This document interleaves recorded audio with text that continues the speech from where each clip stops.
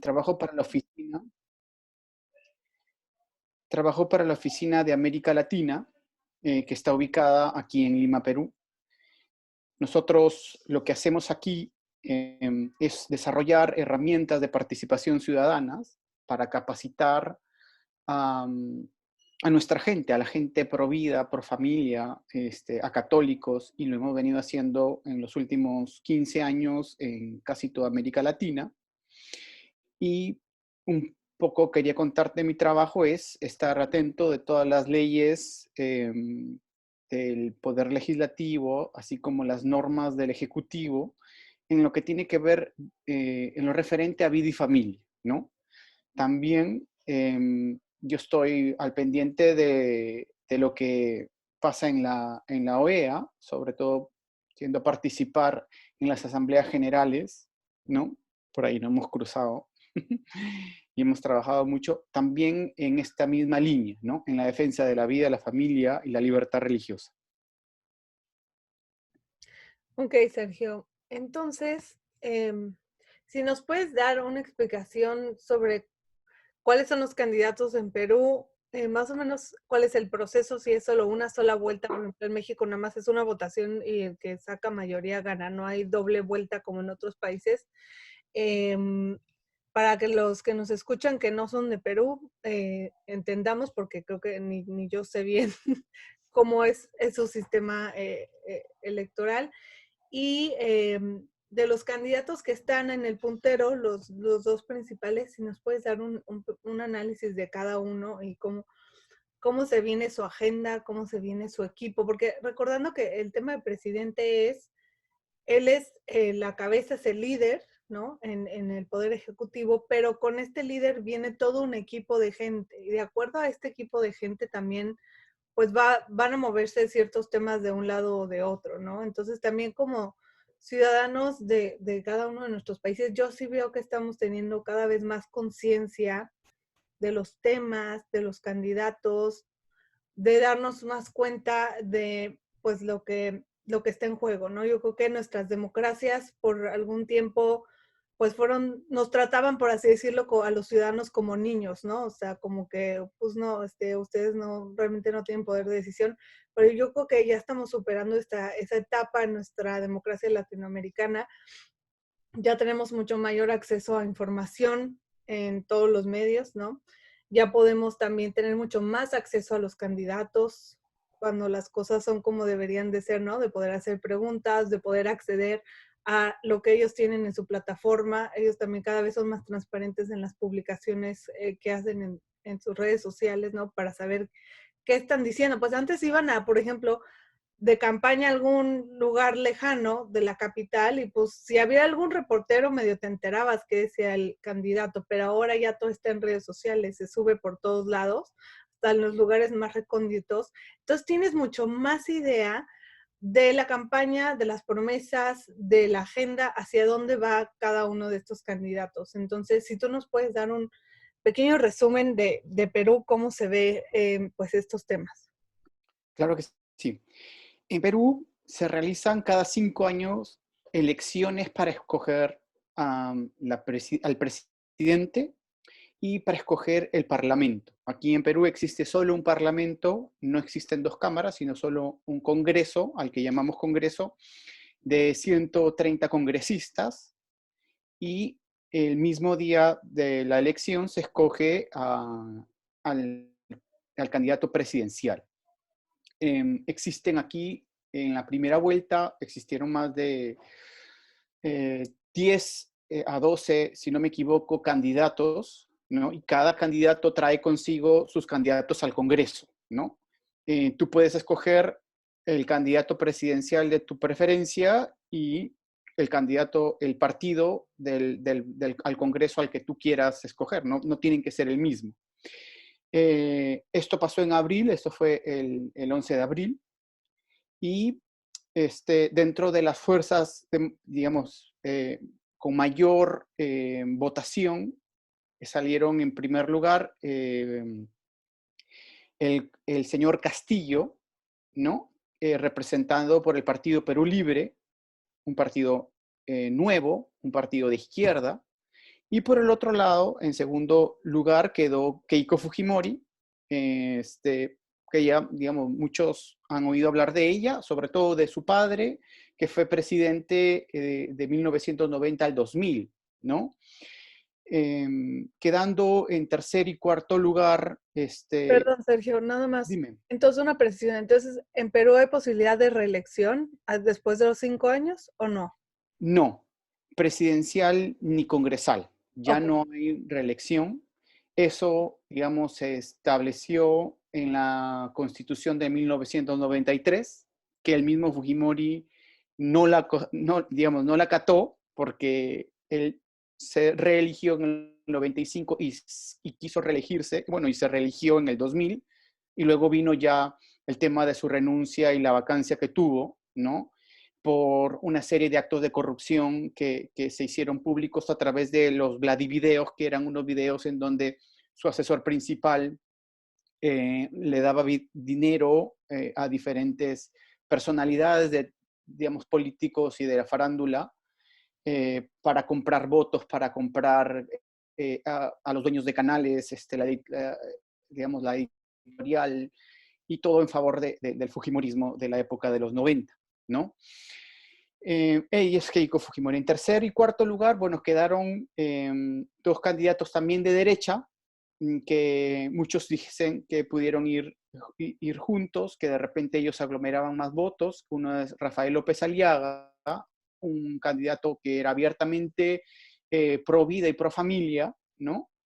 Y por el otro lado estaba Hernando de Soto, que era un poco más liberal, pero también era de derecha, pero digamos, se dispersó el voto, digamos, de la derecha, y finalmente con una mayor votación pasó el señor Castillo de Perú Libre. En segundo lugar, cuando se hace el conteo, quedó el voto en blanco.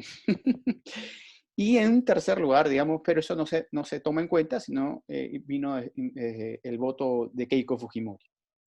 Entonces, digamos que Perdón, ¿el voto en blanco quiere decir que la gente prefirió no votar por ningún candidato? así es, voto blanco viciado, así es. Y, digamos, el Castillo, que pasó en primer lugar, obtuvo apenas un 19% aproximadamente, lo cual es muy bajo para un candidato en primera vuelta.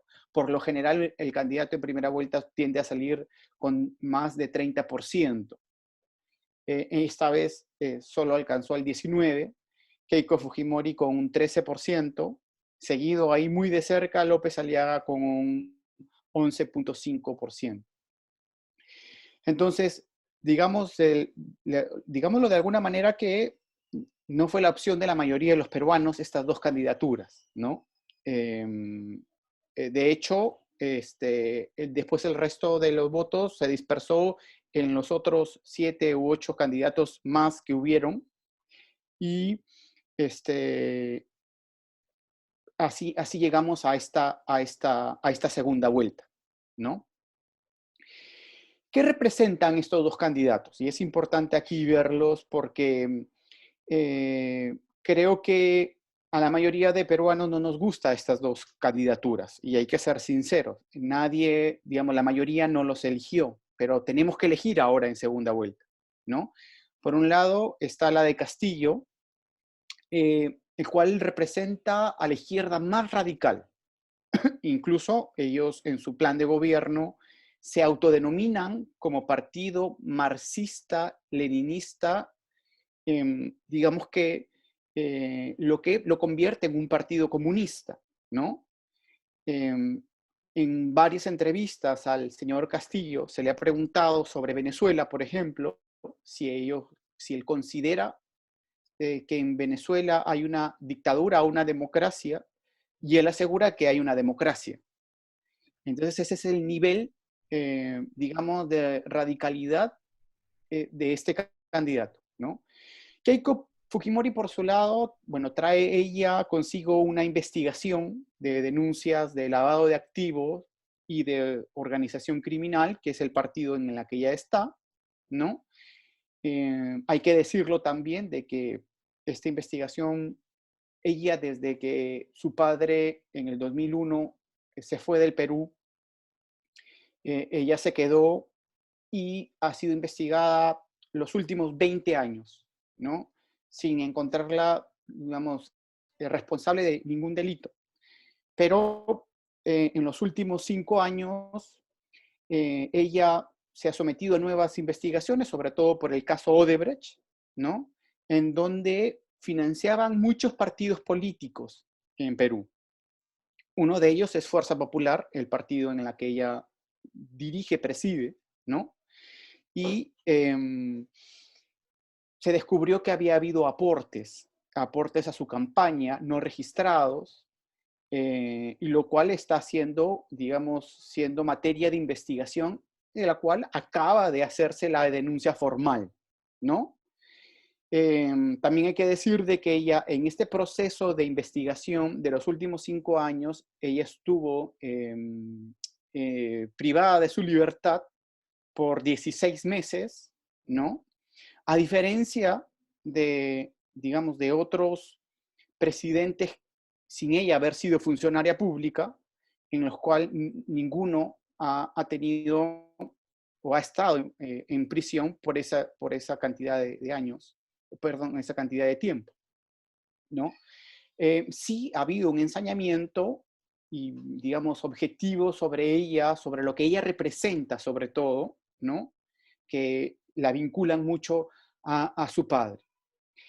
Ella, en los últimos meses, a partir de que pasó a la segunda vuelta, ha firmado una serie de compromisos de respetar la democracia, de no hacer lo que hizo su padre, incluso Mario Vargas Llosa, que seguramente lo conocerán, El que escritor, fue, para los que... así es, escritor peruano que vive en Escritor España. Mario Vargas Llosa. Está en España, ¿no?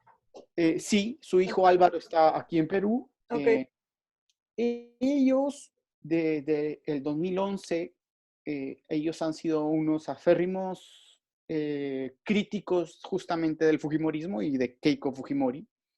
Ellos pidieron votar en el 2011 por Ollanta Humala, en el 2016 por PPK, justamente para que Keiko no sea presidenta.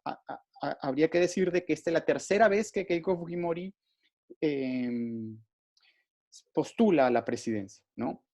Y bueno, ellos reconocen en ella una alternativa democrática a diferencia de la de Pedro Castillo, ¿no? Que es una propuesta más comunista de la que te venía contando. Ok. Entonces, como nos ha estado pasando últimamente en Latinoamérica, ahora sí es que la opción es el menos peor, así decimos, Así es, ¿no? O sea, así no es. tenemos al candidato que quisiéramos, ¿no? Que esté casi que libre de cualquier sospecha de corrupción o que no tenga nexos con corrupción. Aquí, tristemente, el tema de Keiko Fujimori, tal vez ella, pues sí le han hecho estas investigaciones, pero siempre va a traer encima, pues, lo que fue su padre, ¿no? Porque es alguien, pues, muy cercano en que tiene, pues, que fue en los 90, no fue hace tanto tiempo que sucedió, ¿no? Esto se quedó en el poder por tanto tiempo. Eh, Y el tema que se me hace interesante es del voto blanco, como tú dijiste, nosotros le decimos anulación del voto. Ujú. ¿Por qué se dio esto? O sea, por qué fue tanta gente que dijo nada? O sea, prefiero nada. Yo creo que fue, digamos, después de que pasó la primera vuelta, muchos analistas coincidieron en que eh, ninguno de los candidatos que se habían presentado representaban, digamos, llevaban consigo algún tipo de representación fuerte de la ciudadanía. Otro sector, digamos, a causa de la pandemia no fue a votar, sobre todo los estratos socioeconómicos más altos, A y B, hubo mucho ausentismo y sobre todo en estos hubo mucha votación blanco y viciado. Em, es eso, creo que la poca representatividad de los candidatos que se presentaron originó que justamente haya esta cantidad de votos blancos y viciados. En algún momento se llamó a votar en esta segunda vuelta por, digamos, por blanco y viciado, un poco en voto de protesta, de no querer estos candidatos, pero la verdad es que si, digamos, según las leyes, si se pasa más de las 3/4 partes de voto eh, blanco viciado, las elecciones se repiten, pero no se repiten con nuevos candidatos, sino se repiten con los mismos candidatos. Entonces, es lo mismo que nada. Ya aquí creo que estamos en un nivel de respetar también, ¿no?, las reglas de juego, de respetar también a estos peruanos que, digamos, hicieron que pasaran a segunda vuelta tanto a Pedro Castillo como a Keiko Fujimori. Y algo que quería comentarte que es importante también ha sido la participación de la iglesia y de los pastores en el Perú, que ha sido muy, muy activa, ¿no? Han habido muchos obispos y arzobispos de diferentes diócesis en donde han salido a hablar firmemente contra, digamos, más que a favor de un candidato, ha sido hablar firmemente sobre la candidatura de la que representa Pedro Castillo y el partido, y sobre todo el plan de gobiernos que ellos planteaban, ¿no? Ellos, por un lado, plantean la despenalización total del aborto, ¿no? Y por otro lado, también en su plan de gobierno plantean lo que es romper con el concordato que existe actualmente entre Perú y el Vaticano, ¿no? Para ellos y sobre todo para el líder del partido, que es el señor Cerrón, que es un señor, digamos, que quien lidera todo este partido, ideológicamente también, ¿no? Quien convoca a todos los que hoy en día están ahí presentes en este partido, muchos de ellos vinculados a Sendero Luminoso, ¿no? Esto es importante también destacarlo porque no es un tema accidental, sino que es un tema también muy importante. Es cierto que Sendero Luminoso, que es el terrorismo en el Perú, que fue azotado en la Te iba a época. decir que nos dijeras un poquito qué es Sendero Luminoso para la gente que no sabe. Sendero Luminoso fue un grupo terrorista que, digamos, que en la década de los 80 y de los 90, digamos, hizo un montón de atentados en la capital y en muchas provincias, con coches bombas, digamos, cómo actúan normalmente los terrorismos, matan a ciudadanos, todo para alcanzar el poder.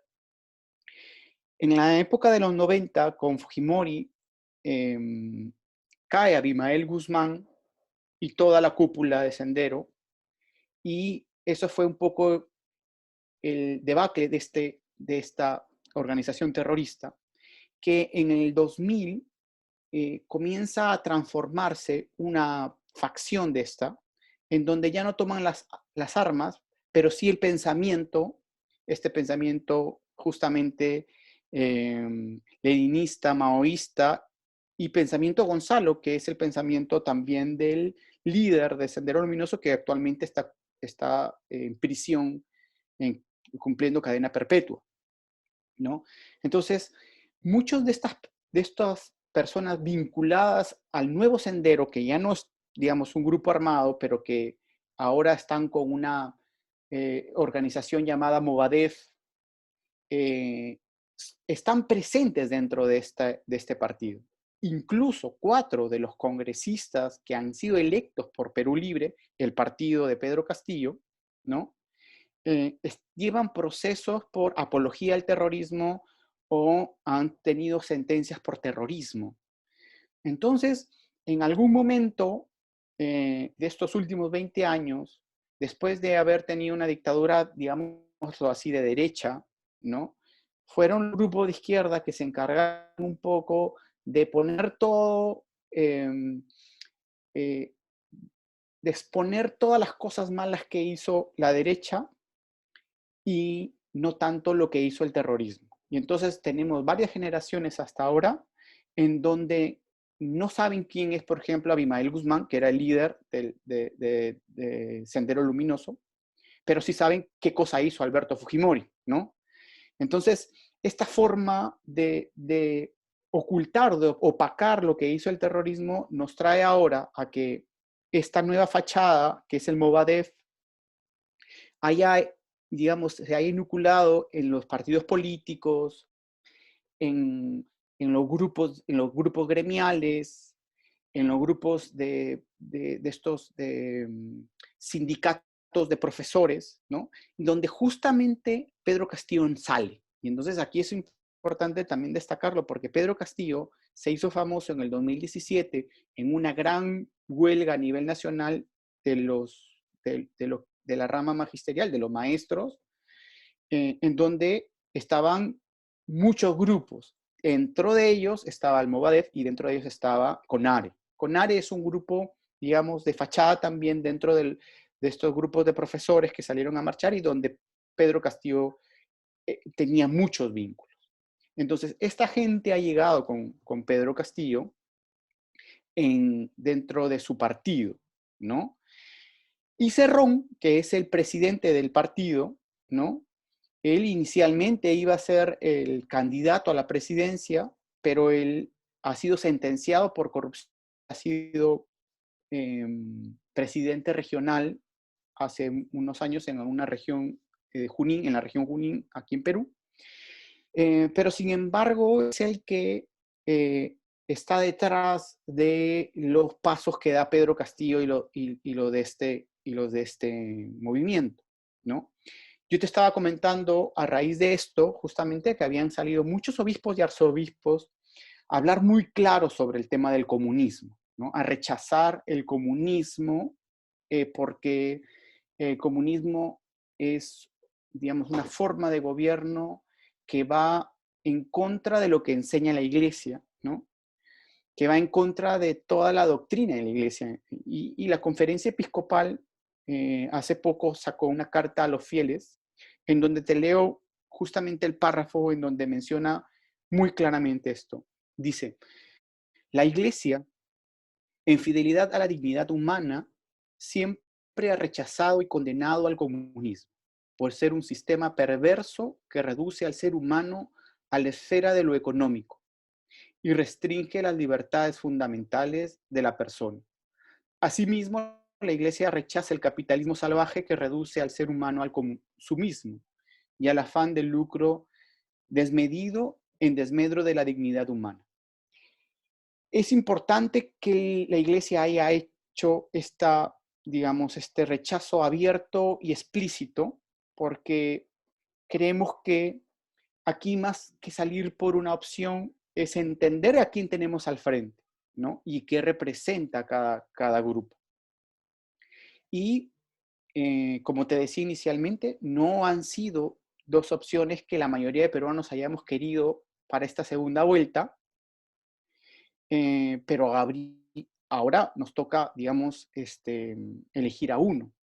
Y yo creo que dentro de la explicación que te he dado, el menos peor o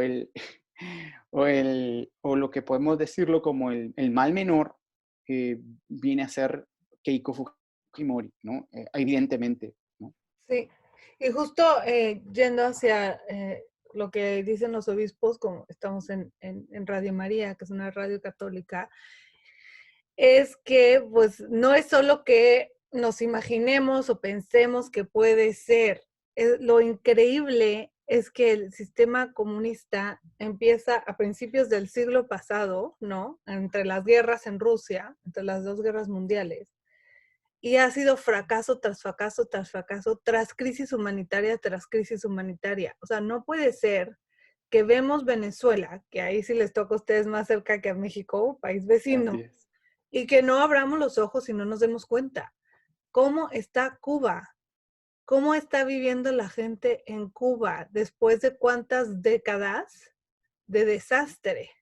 ¿No? Y se quiso vender mucho tiempo el sueño cubano y los mejores doctores y un sistema buenísimo y la educación y todos tenían educación y todos tienen para comer.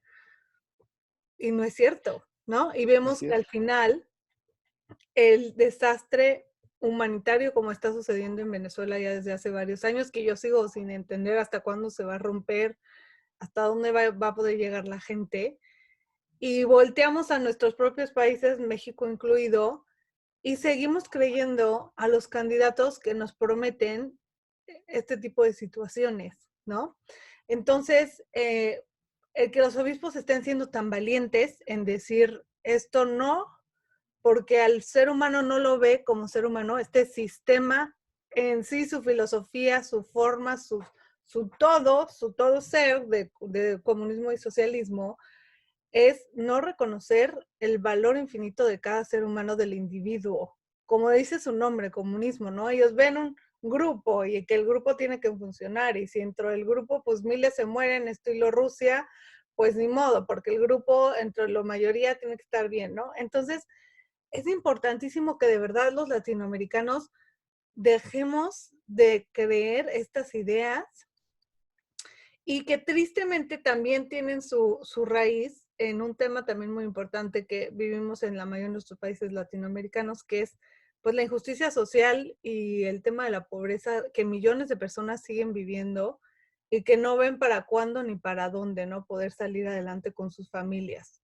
Entonces ahí hay un como, ¿cómo podemos hacer para que esto no siga avanzando de esta manera que las oportunidades y la posibilidad de salir adelante la tengan unos pocos y no las mayorías, ¿no? Dentro de nuestros países, que realmente sí se garanticen los derechos humanos básicos como salud, educación, seguridad, ¿no? Lo básico que se quiere, ¿no? Que una familia pueda, los papás ir a trabajar, dejar a sus hijos en la escuela, estar tranquilos y regresar a la casa en seguridad, o sea, que estén las calles iluminadas, ¿no? Un transporte público digno para la mayoría. Tenemos nuestras capitales que la gente que trabaja, que vive en las zonas más lejanas porque es donde le alcanza para pagar, tienen que transportarse las horas para llegar, ¿no? Entonces, pues son estas situaciones cotidianas que también entonces entiendes por qué la gente dice, estamos hartos y este nos promete que sí nos va a cumplir, ¿no? Entonces, por Es, este lado, completamente entendible que justamente fue lo que pasó en México con la última votación de presidente, que es, bueno, pues ya intentamos PRI, 70 años, ya intentamos PAN, intentemos con este otro, ¿no? Pero aún así, yo le llamaría a la gente que está en este tipo de situación que ha de ser muy desesperante, voltea a ver a tu amigo venezolano que se la creyó y ahora está agarrando comida de la basura. O sea, también es eso, ¿no? Es muy triste la situación en que están millones de personas en nuestro continente, que sí tenemos que ser voz de estas personas, tenemos que cambiar el sistema de alguna manera a que realmente se les garanticen estos derechos tan importantes que sí están en los tratados internacionales, que sí están en su legislación nacional. Por eso es el voten, pero también luego hay que estar encima de nuestros representantes de, a ver, tú me prometiste que va a haber una calle segura, que la escuela va a funcionar, que no, todo lo básico. Porque entonces ya la gente, ya los candidatos no se pueden aprovechar de este tipo de situaciones para hacer estas promesas que sabemos que lo único que van a llevar es a cuestiones peores a la población en general, pero es entendible también, ¿no? Lo que hay detrás en nuestras así es. sociedades y en nuestros países. Así es. Digamos, si uno se pone a analizar justamente el voto, ¿por qué? Porque hay tanta gente que está votando por Pedro Castillo, a pesar de, ¿no? Y justamente porque hay un descontento. Y hay un descontento entre muchas de las razones, porque en el Perú todavía vivimos un centralismo, que es Lima, y a diferencia, por ejemplo, de México, en donde es un país con estados federados, ¿no?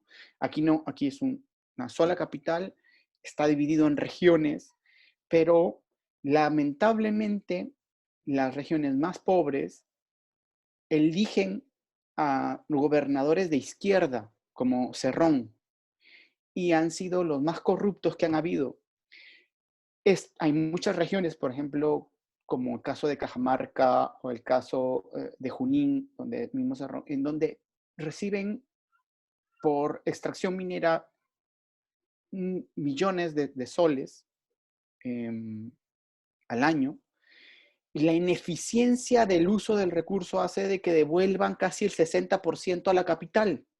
Entonces eso a veces la gente no siente, no lo ve, entonces cree que todo es la culpa de Lima, y eso también en parte es verdad, ¿no? Entonces ven que hay un progreso en Lima, en parte, ¿no?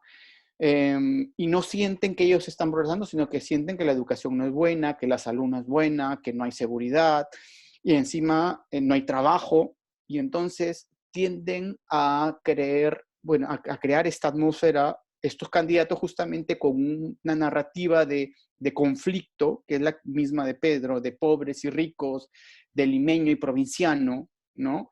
En donde aprovecha este caldo de cultivo, que te explico un poco, en donde, claro, exacerba y es entendible completamente, ¿no? Porque la población está tratando digamos, de ir contra un poco el candidato de la capital, ¿no?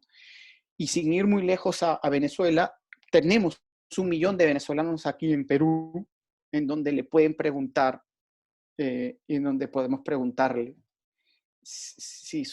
digamos, sin ir al extremo de decir, vamos a convertirnos en una Venezuela, sin ir al extremo de decir de que Castillo es otro Maduro, otro Chávez. No, simplemente preguntar si ese sistema funciona. Y, y la verdad es que no ha funcionado en ninguna parte del mundo.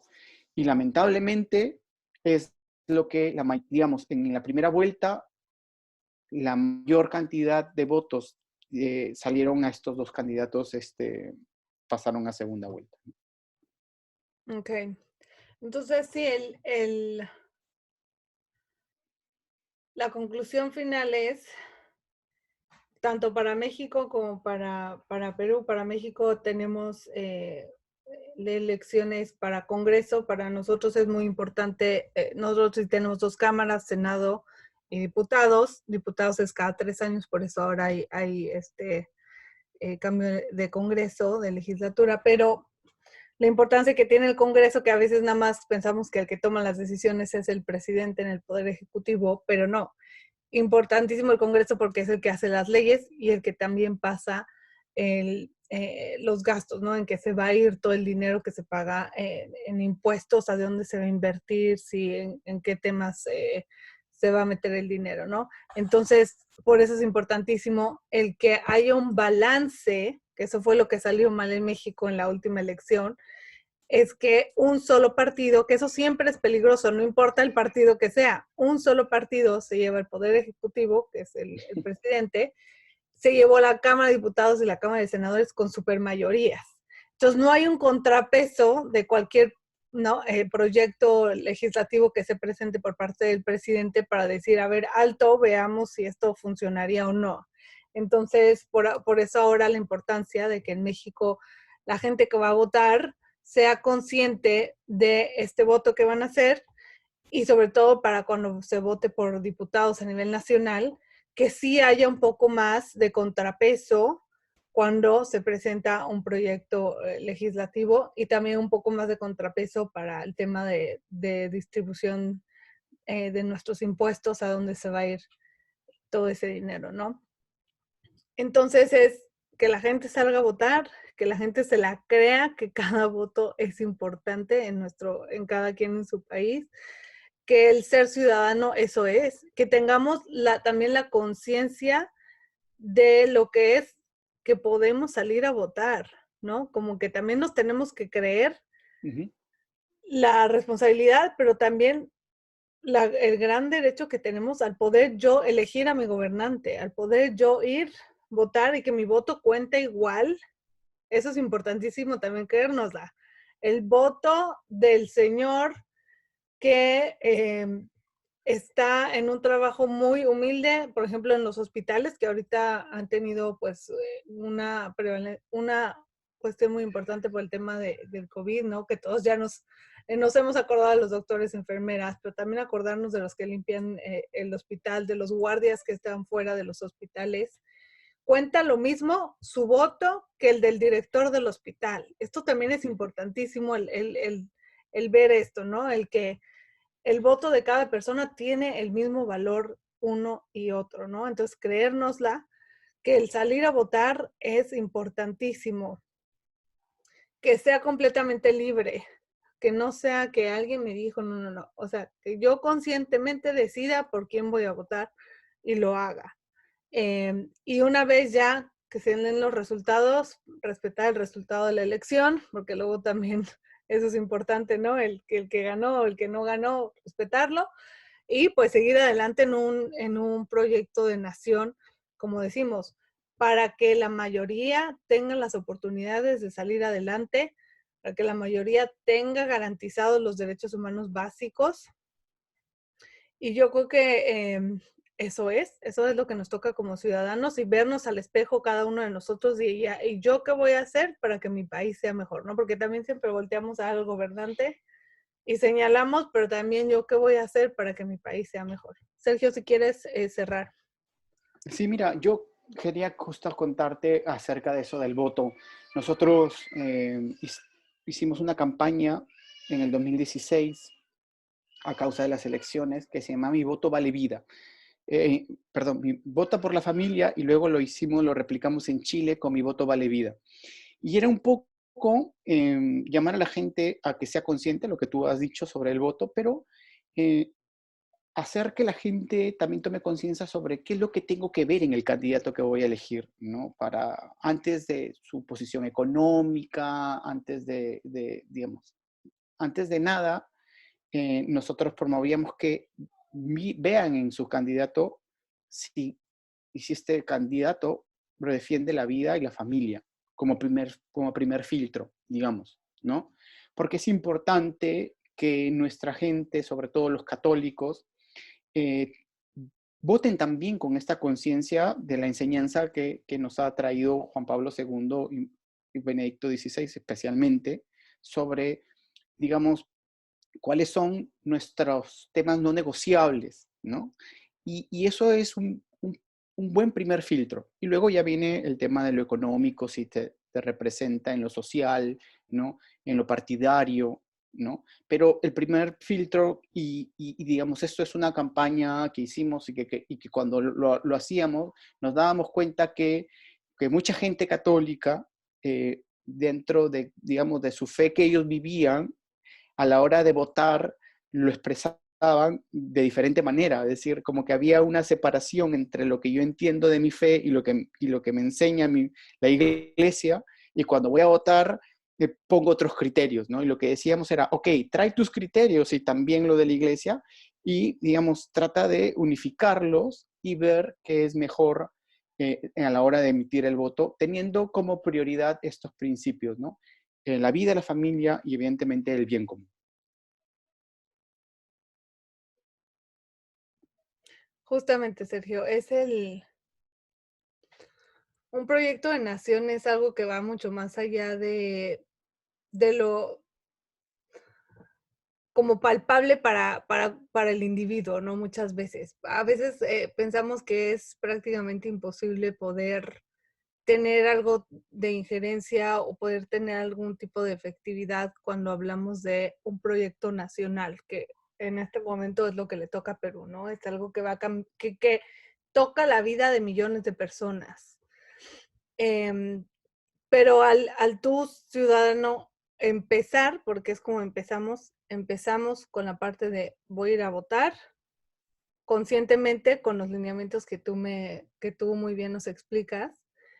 Otra vez, como países católicos, porque tanto Perú como México son países católicos. En México creo que hay un anticlericalismo más fuerte que en Perú, que es que no puedes hablar de Dios y no podemos mezclar política y religión y todo lo demás.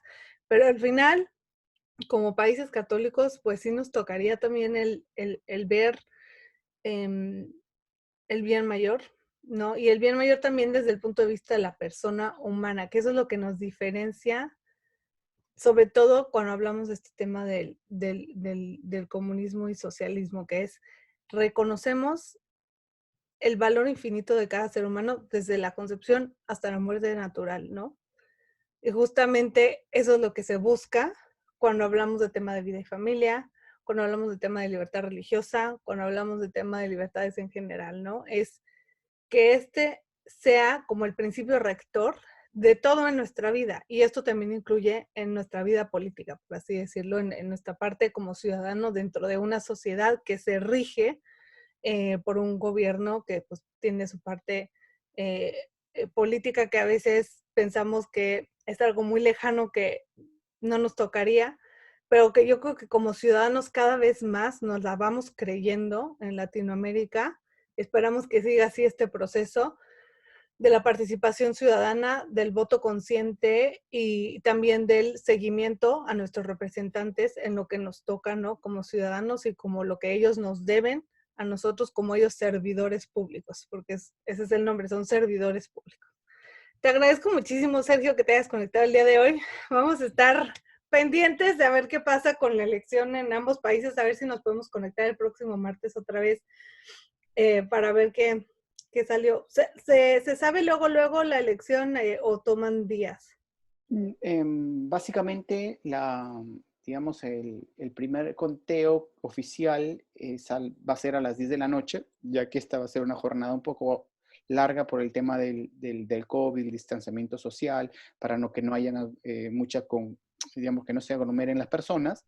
Entonces, más o menos, hay un boca de urna que sale inmediatamente a la hora que se cierra, que muchas veces tiene el reflejo de lo que va a ser al final, ¿no? Pero oficialmente sale el mismo día a las 10 de la noche ya a más de un 60%, 70% de actas contabilizadas. Entonces, sí, ya para el martes podríamos tener ya al candidato electo aquí en el Perú. Sí. Ok, pues bueno, le pedimos a la audiencia que nos esté escuchando que ofrezcan sus oraciones tanto por México como Perú en estas jornadas electorales, que todo salga tranquilo, con calma, que la gente pueda salir a votar en paz y pues veremos los resultados y lo platicaremos el próximo martes. Muchísimas gracias, Sergio. Nos volvemos a conectar el próximo martes a las 9 de la noche, hora del este, 8 de la noche, hora centro, hora México, hora Perú. Muy buenas noches, muchas gracias.